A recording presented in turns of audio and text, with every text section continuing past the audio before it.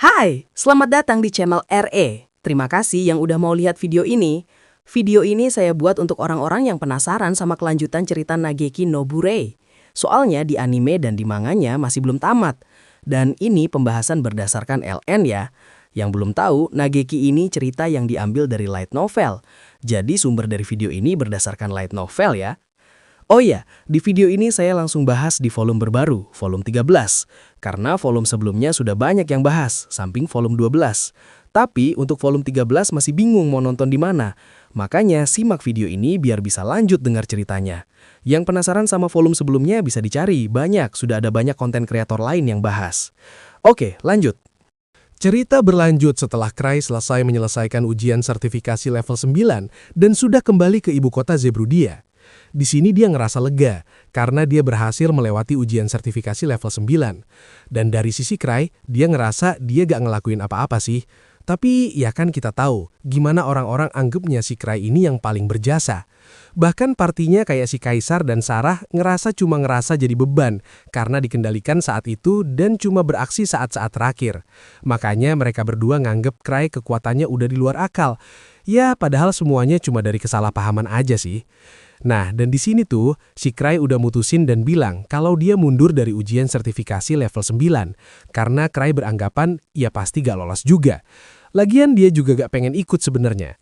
Dan Cray lagi senang saat ini, karena tujuan dia datang ke Kotkan buat nyari smartphone, dan itu udah didapat berkat hadiah dari Tuan Putri Kot, jadi bagi Cray itu udah lebih dari cukup. Dan di sini, semua party Graving Soul udah pada balik kayak Liz dan yang lainnya. Jadi, Cray ini ngerasa lebih tenang, secara dia udah lama banget gak ketemu sama partinya ini kan, selama dia jalanin ujian sertifikasi level 9 di Code. Dan saat sampai, Cray udah disambut sama perdebatan Luke dan Liz yang bikin heboh. Luke pengen banget ke Code buat nyari pendekar pedang terkuat, karena sebelumnya katanya kan ada pendekar pedang kuat di World Tree. Ternyata kata Luke di sana gak ada tuh, dan Eliza cuma bisa ngegerutu pelan aja.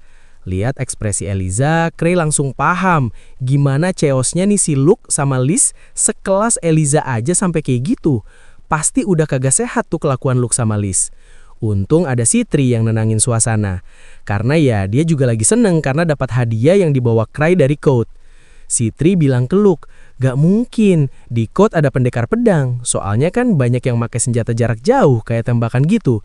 Dan itu juga disetujui sama Ansem yang ada di sana. Dan di sini Cray cuma iya aja. Padahal dalam hatinya, dia tahu kalau di Code ada pendekar pedang yang bahkan bisa nebas bangunan di sana dan melumpuhkan persenjataan di Code. Cuma di sini Cray nggak mungkin bilang biar nggak makin kacau ya kan? Dan dia juga ngerasa penjahat itu udah dikalahin sama Kaisar dan Sarah.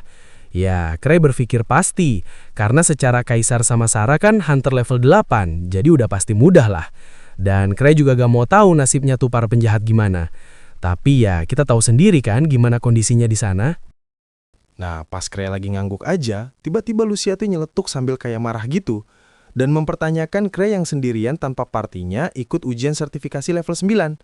Ya kita kan tahu biasanya Cray selalu ngajak minimal satu anggota partinya. Dan jarang sendiri dia gitu. Dan di situ tuh tatapannya serem banget sampai Cray bingung mau jelasinnya. Karena dia bingung mau jawab apa.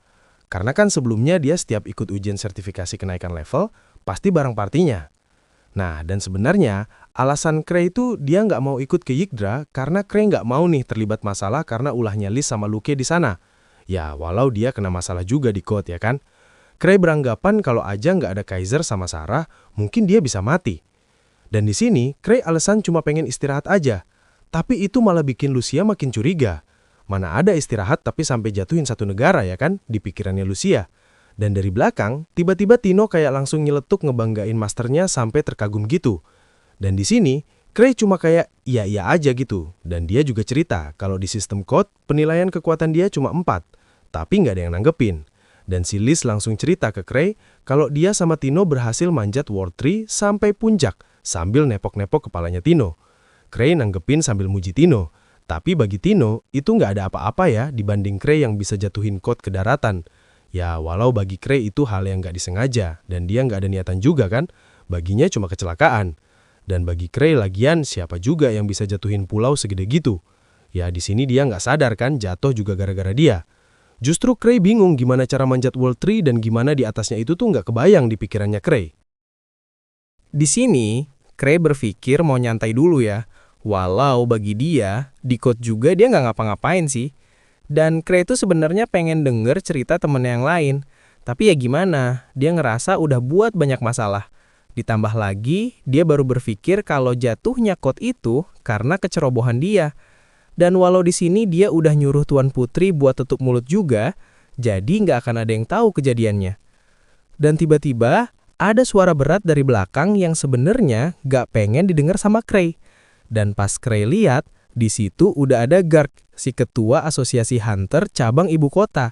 Dan dia juga yang buat Cray jadi ikut ujian sertifikasi level 9, yang langsung maksa Cray ikut ke cabang organisasi hunter, dan dengan tegas, Garg gak mau terima penolakan. Nah, di sini, Cray ngeliat ada yang berbeda nih sama si Garg ini. Dia agak berantakan kayak orang yang abis begadang 7 hari 7 malam. Matanya pada bengkak, mukanya suram dan lelah banget pokoknya. Sampai Cray mikir, dia baru kali ini ngeliat Garg kayak gini. Dan Cray masih mandang kalau si Garg ini hunter level 7. Di masa premnya aja dia kuat banget intinya.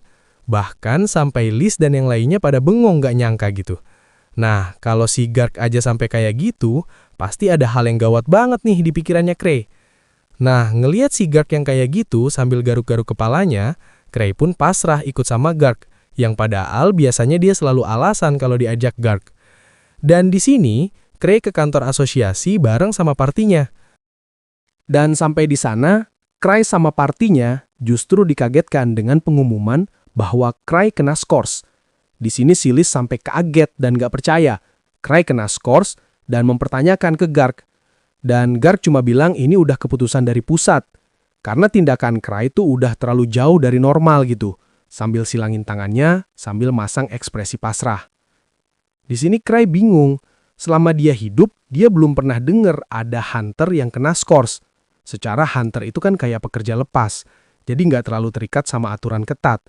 Dan lagi, biasanya hukuman buat hunter yang buat onar tuh biasanya penurunan level. Kayak si Citri yang levelnya turun karena beberapa kasus. Dan yang paling dasar, dikasih misi yang bahkan para hunter lain nggak mau ambil. Jadi kayak misi hukuman gitu. Tapi kalau ini dia malah diskors. Sambil bingung, Cray bertanya, maksudnya skors tuh gimana? Karena emang dia nggak paham situasinya. Dan di sini Garg ngejelasin, biasanya tuh asosiasi hunter cuma ada buat dukung aja. Tapi kali ini beda. Insiden jatuhnya kota Code udah di luar batas kemampuan asosiasi hunter buat nanganin dampaknya, yang belum pernah kejadian sebelumnya. Oke, jadi sampai sini dulu ya ceritanya. Karena emang seru sih denger cerita absurdnya si Cray dan segala kehokian dan kesalahpahamannya. Oke, terima kasih buat yang udah nonton. Ini video pertama bahas novel Nageki. Kalau emang rame, nanti bakal lanjut lagi. Dan kalau ada yang mau request bahas novel lain yang seru juga, boleh komen aja. Nanti bisa saya buatkan berdasarkan banyaknya peminat novel tersebut. Terima kasih dan sampai jumpa lagi.